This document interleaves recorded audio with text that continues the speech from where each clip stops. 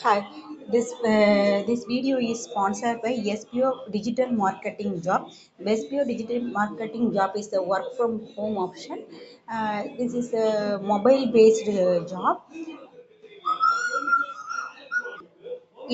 Interested person send me a WhatsApp your name and qualification 9994104160. Thank you. Skip பண்ணாதீங்க. பெரிய தப்பு. தினம் ₹300 சம்பாதிக்க அரிய வாய்ப்பு. இன்ஸ்டாகிராம், Facebook பயன்படுத்த தெரிந்தால் போதும் content post and content publishing மூலமா தினம் ₹300 சம்பாதிக்கலாம். இந்த வேலை செய்ய 5 நிமிடம் போதும். Work training support, group communication support, all language customer live chat support, முக்கியமா சொந்தமா ஒரு பிசினஸ் ஸ்டார்ட் பண்ற அளவுக்கு உங்களால கற்றுக்கொள்ளவும் முடியும், சம்பாதிக்கவும் முடியும். இந்த வேலை வாய்ப்பு வழங்குவது 5 வருடத்திற்கு மேல ரன் ஆகிட்டு இருக்க நம்ம தமிழ்நாட்டு company school of business organisation private limited. மேலும் விவரங்களுக்கு டிஸ்கிரிப்ஷன்ல கொடுத்திருக்க நம்பருக்கு வாட்ஸ்அப் பண்ணுங்க. Hi friends, same geometric topic la chapter 4 la exercise 4.2 la 5th sum பார்க்குறோம்.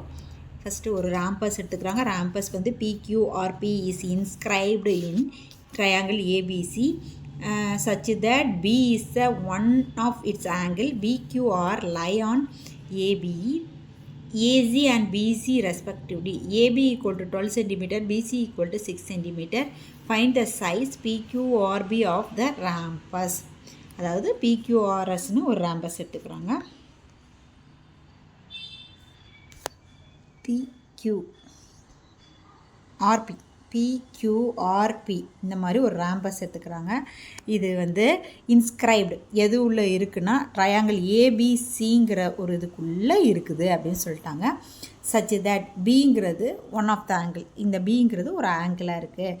எதுக்கு? பிக்யூஆருக்கு. பிக்யூஆர் இது எல்லாமே எதில் லை ஆகுதுன்னா ஏபியில் லை ஆகுது அப்படின்னு சொல்லி ஏபி, ஏசி, பிசி இதில் லை ஆகுதுன்னு சொல்லிட்டாங்க. இந்த ஏபி வந்து மொத்தமாக 12ன்னு சொல்லிட்டாங்க. பிசிங்கிறது 6 சென்டிமீட்டர்னு சொல்லிட்டாங்க. அப்படி இருக்கும்போது நம்ம பிக்யூஆர்பி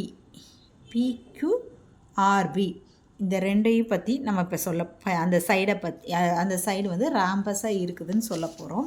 அதுக்கு ஃபஸ்ட்டு என்ன பண்ணுன்னா ராம்பஸோட சைடை வந்து எக்ஸ்ன்னு எடுத்துக்கிறோம். ராம்பஸில் எல்லா சைடுமே ஈக்குவலாக இருக்கிறது இதில் அந்த மாதிரி எக்ஸ்ன்னு எடுத்துக்கிறோம். அப்போ பிக்யூஆர்பி வந்து ராம்பஸாக இருக்கணும்னா அந்த பிக்யூவும் பிசியும் பேரலாக இருக்கணும். பேரலாக இருந்தால் என்ன? பிபிடி தியரத்துலேருந்து ஏபி டிவைடட் பை ஏபி இங்கே பிக்யூ டிவைடட் பை பிசின்னு வருது. பிக்யூ டிவைடட் பை பிசின்னு எடுத்துக்கிறாங்க. இப்படி எழுதும்போது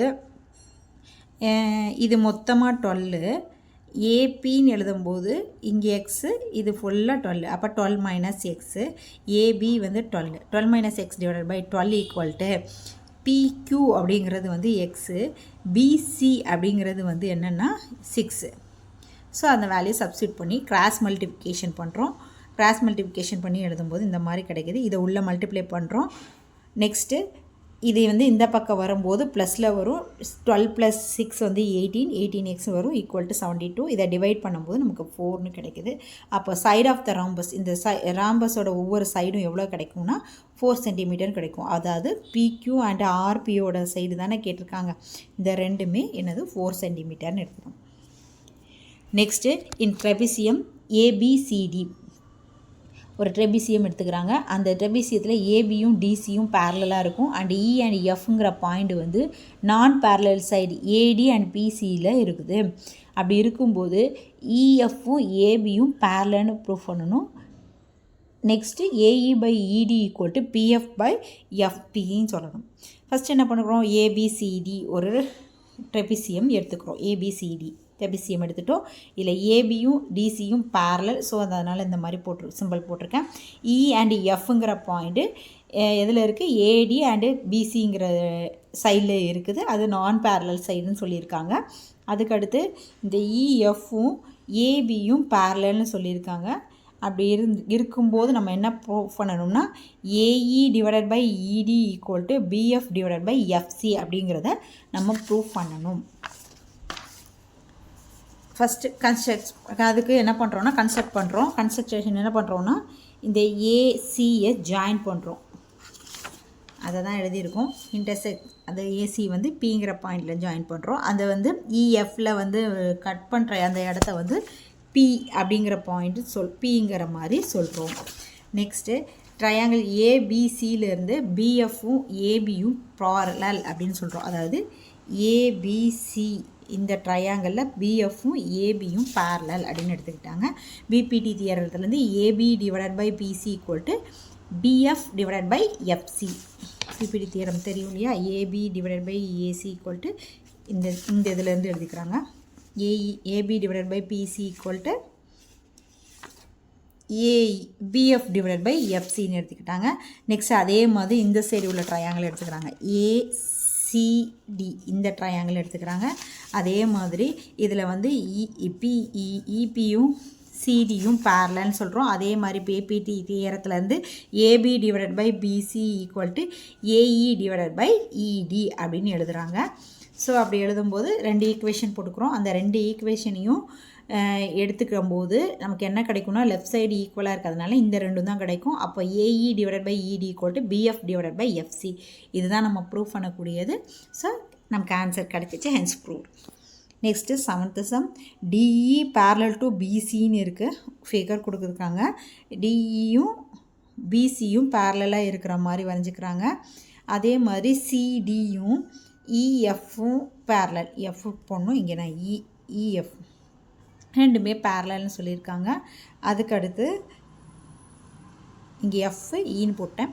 ப்ரூவ் தட் நம்ம என்ன கண்டுபிடிக்க போகிறோம்னா ஏடி ஸ்கொயர் வந்து ஏபி இன்ட்டு ஏஎஃப்க்கு ஈக்குவலாக இருக்கும்னு சொல்லணும். ஃபஸ்ட் என்ன பண்ணிக்கிறோம், ட்ரையாங்கிள் ஏபிசி எடுத்துக்கிறோம். இதில் வந்து டியும் பிசியும் பேரலல்னு எடுத்துக்கிட்டேன். அண்டு சிடியும் இஎஃப்பும் பேரலல்னு எடுத்துக்கிட்டேன். நம்ம ப்ரூவ் பண்ணக்கூடியது எழுதிட்டேன். ஃபஸ்ட்டு ட்ரையாங்கிள் ஏபிசியை எடுத்துகிட்டு டியும் பிசியும் பேரலாக இருந்தால் பிபிடி தியரத்துலேருந்து AB divided by AD equal to AC divided by AE அப்படின்னு எழுதிக்கிறேன். இதை ஒரு ஈக்குவேஷன் எடுத்துக்கிறேன். அதே மாதிரி எஃப்இ டிவைடட் பை இப்போ எஃப்இ வந்து பேரலல் டு சிடி அப்படின்னு சொன்னோம் இல்லையா? எஃப்இ வந்து பேரலல் டு சிடின்னு இந்த இருக்க. இதிலேருந்து AD divided by AF, AD divided by AF, இங்கே ஏசி டிவைடட் பை ஏஇ அப்படின்னு வந்துடுது இந்த ட்ரையாங்கிளில். ஸோ அதுதான் எழுதியிருக்கோம். இந்த 2 ஈக்குவேஷன்லேயும் இருந்து நமக்கு வந்து ஒரு சைடு ஈக்குவலாக கிடைக்கும். எந்த சைடு ஈக்குவலாக கிடச்சிருக்குன்னா ரைட் சைடு ஈக்குவலாக இருக்குது. ஸோ அதனால் AB divided by AD equal to AD divided by ஏஎஃப்னு வருது. இந்த ஏடி வந்து ரைட் சைட்லேயும் இந்த ஏஎஃப் வந்து லெஃப்ட் சைட்லேயும் போனால் AD square equal to AF into ஏபின்னு கிடைக்கும். Thank you.